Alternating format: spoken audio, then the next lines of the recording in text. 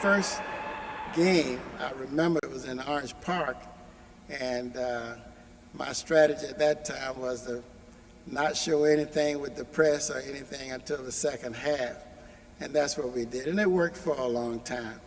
But pressing seemed to kind of change the game as far as the girls was concerned.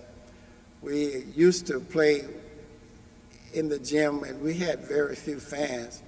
So as the coaches got together with the boys and the girls coaches, we decided to, during the Christmas tournament, we would expose some of the girls and their playing abilities to a bigger crowd. So we asked could we join the boys in playing in the Christmas tournament.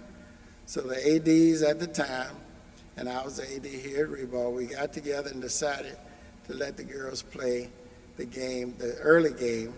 And we started out doing that, and when the fans started seeing how the girls was playing and how fast and upbeat the game was, they decided to come and more supportive with the girls, and the crowds increased.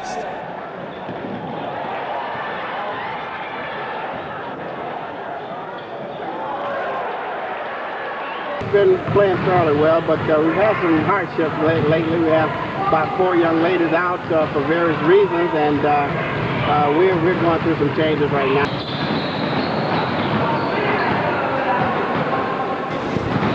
First call, 4x1 middle school. First call, 4x1 middle school. Middle school. First call, 4x1 middle school.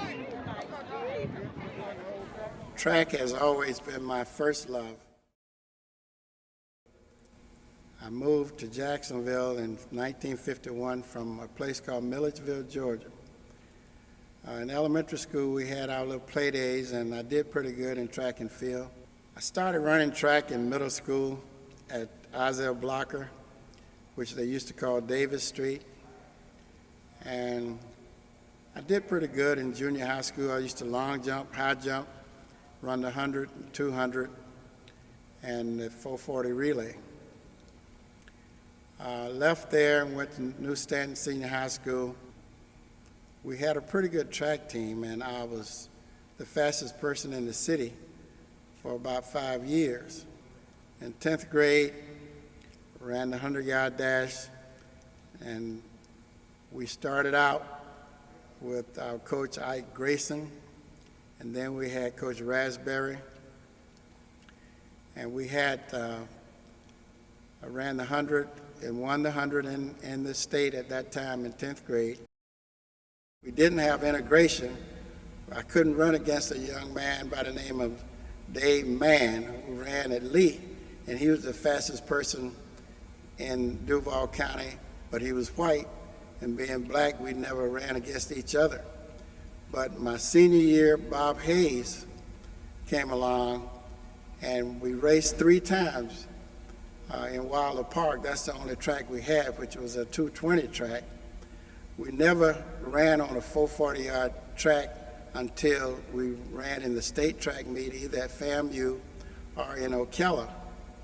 So we had tracks around Duval County, but we could never practice on them because we were not allowed to. The biggest problem that the Negro confronts in the South today is the continued existence of a system which stares him in the face almost every day, saying you are less than, you are not equal to. And I refer to the system of segregation. The tragedy of the system of segregation is that it not only harms one physically and makes for physical inconveniences, but it does something to the soul. I had been the fastest person in Duval County for about 3 or 4 years.